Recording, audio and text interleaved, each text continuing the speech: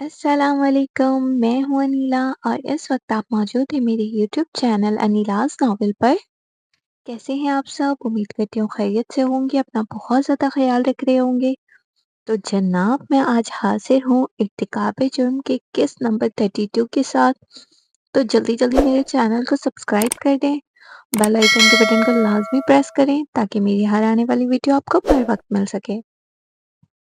میری ناول آپ لوگوں کو کیسی لگتی ہے اپنی رائے کا اظہار کامنٹ سیکشن میں ضرور دیا کریں، مجھے بتایا کریں، مجھے آپ لوگوں کے پیارے پیارے کامنٹ کا انتظار رہتا ہے۔ کل سے انشاءاللہ میری نیو ناول اسٹارٹ ہوگی ناگولی، اس پہ بھی میں اچھا رسپانس دیکھنا چاہوں گی۔ تو چلتے ہیں ناول کی طرف۔ کشمالہ لیبارٹری میں مکمل انہماک سے کیمیائی تجربہ سر انجام دے رہی تھی۔ فضا میں ہلکی سی تیزاب کی خوشبو پسی ہوئی تھی، لیکن رخشی کے لیے وہ خوشبو علم کی لگن کی خوشبو تھی، کیونکہ شرمین اور شیہان کی فیلڈ الگ تھی۔ وہ دونوں اس وقت وہاں موجود نہیں تھے۔ باقی تمام طلباء اور اساتذہ اپنا تجربہ مکمل کر کے جا چکے تھے۔ رخشی بھی آلات صاف کر کے اپنے نوٹس سنبھال کر لیبارٹری سے نکلنے ہی والی تھی کہ اچانک دروازہ چرچراتا ہوا کھلا۔ وہ یکدم چونک گئی۔ دروازے کے عقب سے آہستہ قدموں کی چانپ سنائی دی۔ وہ لمحہ بھر کو ٹھٹک گئی۔ ایک سایہ جیسے آہستہ آہستہ اس کے قریب آ رہا تھا۔ وہ شاہویر تھا، کالج کا نیا ٹرسٹی، باوقار شخصیت، گہری آنکھیں اور خاموش مزاج رکھنے والا، جس کی آمد ہمیشہ خاموشی سے ہوتی تھی، مگر موجودگی سب محسوس کرتے تھے۔ رخشندہ نے حیرت سے اسے دیکھا۔ دل کی دھڑکن اچانک بے ترتیب ہونے لگی۔ آپ یہاں؟ وہ ہچکچاتی ہوئی بولی۔ شاہویر نے کوئی جواب نہیں دیا، بس گہرے سکوت کے ساتھ اس کی قدم بڑھاتا چلا آیا۔ ہر قدم کے ساتھ رخشی کی سانسیں جیسے الجھنے لگیں۔ وہ اس کے بالکل قریب آ کر رکا۔ نگاہوں میں ایک عجیب سنجیدگی تھی اور آواز نرم لیکن باوقار۔ یہ تجربہ گاہ ہے یا میری قسمت کا کمرہ، جس نے مجھے تمہارے سامنے لا کر کھڑا کر دیا؟ رخشندہ پل بھر کو ساکت رہ گئی، جیسے الفاظ نے زبان کا ساتھ چھوڑ دیا ہو۔ فضا میں کیمیکل کی مہک سے زیادہ اب اس کے وجود کی دل فریب ایک انکہی خوشبو تیر رہی تھی۔ یہ رائل میجسٹی کی خوشبو تھی جو دھیرے دھیرے اس کی سانسوں میں گھل رہی تھی۔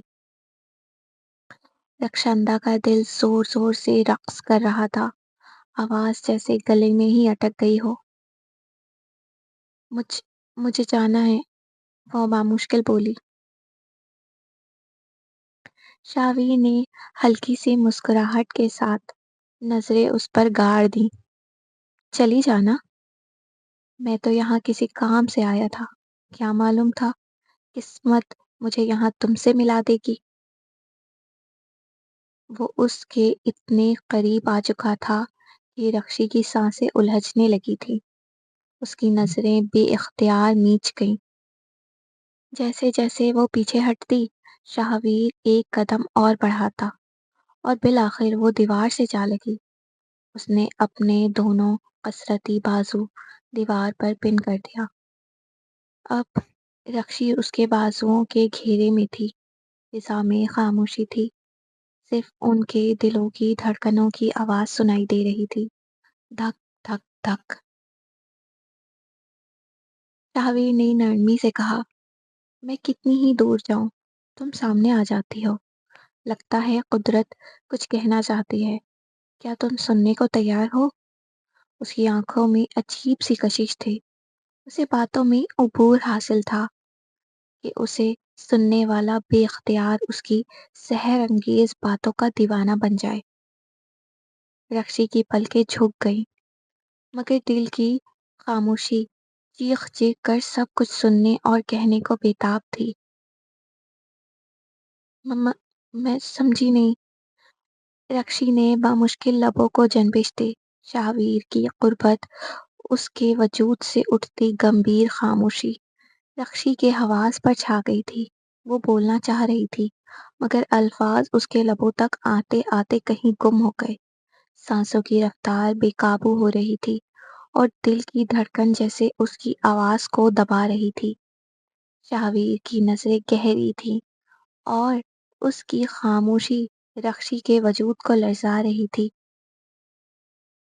شاویر کی آواز گمبھیر ہوئی مگر لہجہ صاف اور نیت بے حد سنجیدہ۔ مجھے زیادہ باتیں گھما کر کرنی نہیں آتی، اس لیے سیدھی بات کر رہا ہوں۔ مجھے تم اچھی لگتی ہو اور میں تم سے شادی کرنا چاہتا ہوں۔ رکشی کا دل ایک لمحے کو تھم سا گیا۔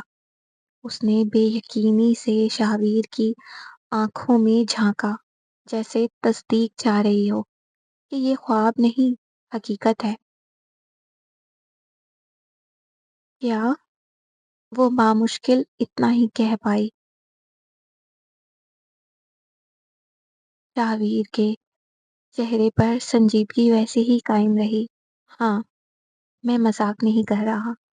تمہیں پہلی بار دیکھا تھا تو لگا تم عام نہیں ہو، اور پھر جب جانا تب یقین اور گہرا ہو گیا کہ تم صرف میرے لیے بنی ہو۔ رکشی کی آنکھوں میں حیرت، الجھن اور کہیں چھپی خاموشی کی ایک ہلکی پرچھائی بھی جھلک رہی تھی۔ لیکن ہم تو ٹھیک سے ایک دوسرے کو جانتے بھی نہیں، پھر شادی؟ محبت زیادہ وقت نہیں مانگتی، صرف سچائی مانگتی ہے، اور میں بس اتنا جانتا ہوں کہ میں دل سے تمہیں چاہتا ہوں۔ وہ ایک لمحے کو خاموش ہوئی، نظریں جھکائی اور دل کی دھڑکن پر قابو پانے لگی۔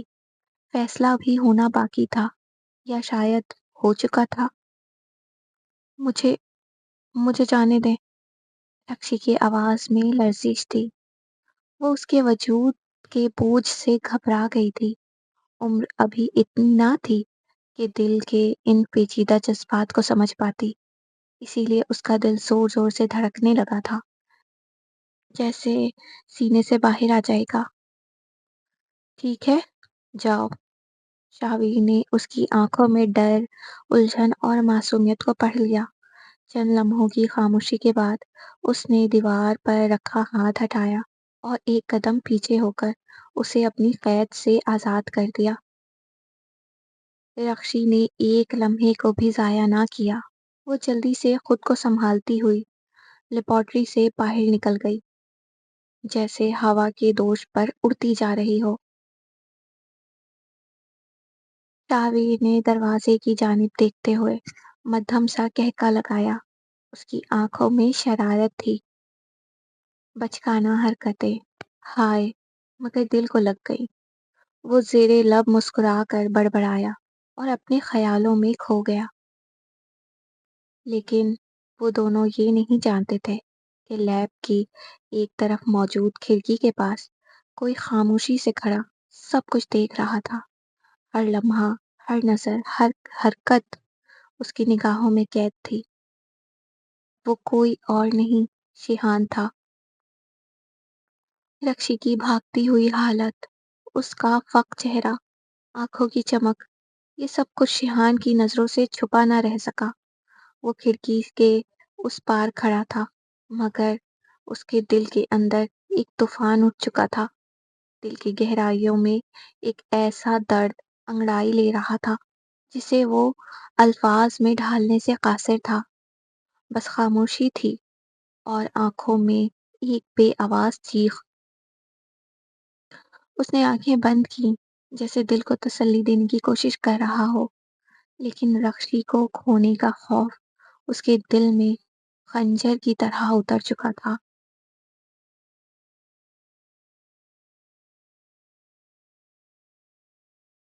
اندلپ آج خوشی سے بھرپور تھی۔ وہ حسن پیر صاحب اور عشق کے ساتھ آفس میں موجود تھی۔ ہاتھوں میں فائل تھی، آنکھوں میں خواب، اور دل میں شکر گزاری کا جذبہ۔ آج وہ دن تھا جب اس نے اپنے خواب کو حقیقت میں بدلتے دیکھنا تھا۔ آج وہ بوتیک کی آخری قسط ادا کر کے ہمیشہ کے لیے اس کی باقاعدہ مالکن بننے والی تھی۔ عرشی نے اس کی جانب فائل بڑھاتے ہوئے ہلکا مسکرا کر کہا، مبارک ہو، اب یہ بوتیک تمہاری ملکیت ہے۔ اندلپ نے فائل تھامی، آنکھوں میں نمی تھی مگر لبوں پر اطمینان بھری مسکراہٹ۔ یہ سب آپ لوگوں کے اعتماد اور تعاون کے بغیر ممکن نہ تھا۔ شکریہ عرشی، شکریہ بابا، اور شکریہ مسٹر پرویز بٹ، جو آپ نے مجھ پر اتنا بھروسہ کیا۔ آپ کے بھروسے کے بغیر یہ ناممکن تھا۔ پرویز بھٹ نے شفقت سے کہا، بیٹی، تم نے یہ مقام اپنی محنت سے حاصل کیا ہے۔ اللہ تمہیں مزید کامیابی عطا فرمائے۔ عرشی، تمہیں اس خوشی کے لیے ٹریٹ نہیں چاہیے؟ اندلپ نے خوش دلی سے کہا، اپنے چہرے پر چمکتی خوشی کو چھپائے بغیر۔ عرشی نے سرسری سا جواب دیا، نہیں، میں ذرا مصروف ہوں، اور کبھی صحیح۔ اندلپ کا چہرہ ایک لمحے کو بجھ سا گیا۔ اسے عرشی کی بے رخی پہلے بھی محسوس ہوئی تھی، لیکن اب تو وہ کھل کر لفظوں میں ڈھلنے لگی تھی۔ پھر بھی اس نے خود پر قابو پایا، مسکرائی اور دھیرے سے کہا، ٹھیک ہے، جب فرصت ہو، یاد سے۔ لیکن دل میں ایک سوال گونج رہا تھا، کیا یہ وہی عرشی ہے جو ہر خوشی میں اس کا ہمسفر ہوتا تھا؟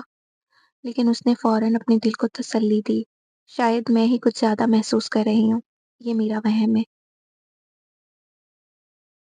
اس نے خود کو سمجھایا، چہرے پر مسکراہٹ سجائے رکھی، مگر دل کے کسی کونے میں ہلکی سی خلش باقی رہ گئی تھی، جیسے کچھ بدل رہا ہو، آہستہ، خاموشی سے۔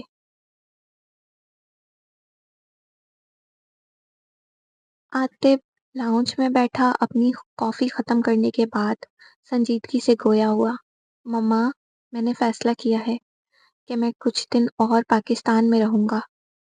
ریحانہ بیگم کے چہرے پر خوشی کی لہر دوڑ گئی، کیا واقعی؟ یہ تو بہت ہی خوشی کی بات ہے بیٹا، ماں کے لیے اس سے بڑی نعمت اور کیا ہو سکتی ہے کہ اس کا بیٹا کچھ دن اس کے پاس اور رکے۔ عاطف نے ہلکی سی مسکراہٹ کے ساتھ اثبات میں سر ہلایا، جی ماما۔ مگر دل کے کسی کونے میں ایک بے چینی نے جگہ بنا رکھی تھی۔ رات بھر وہ سو نہ سکا تھا، نیند آنکھوں سے کوسوں دور تھی۔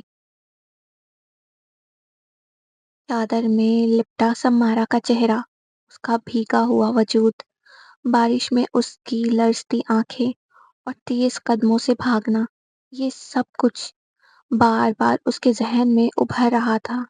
ایک سوال اسے مسلسل الجھائے جا رہا تھا، وہ لڑکی جو کبھی سب کی آنکھوں کا تارا تھی، جس کا غرور آسمان کی بلندیوں پر رہتا تھا، آج ایک چھوٹی سی بستی میں اس حال میں اکیلی اور خاموش کیوں تھی؟ آخر کیوں؟ ان 2 سالوں میں ایسا کیا ہوا؟ وہ اس حال میں کیسے پہنچی؟ یہی جاننے کے لیے وہ رکنے کا فیصلہ کر چکا تھا۔ مما، میں کسی کام سے باہر جا رہا ہوں، اگر دیر ہو جائے تو پریشان مت ہونا، عاطف نے نرمی سے کہا۔ ریحانہ بیگم نے فکر مندی سے پوچھا، کہاں جا رہے ہو بیٹا؟ عاطف نے فوراً جواب دیا، مما، کچھ دوستوں سے ملاقات کرنی ہے اور کچھ کام کی بات بھی کرنی ہے۔ یہ محض ایک بہانہ تھا، اصل مقصد وہ خود جانتا تھا۔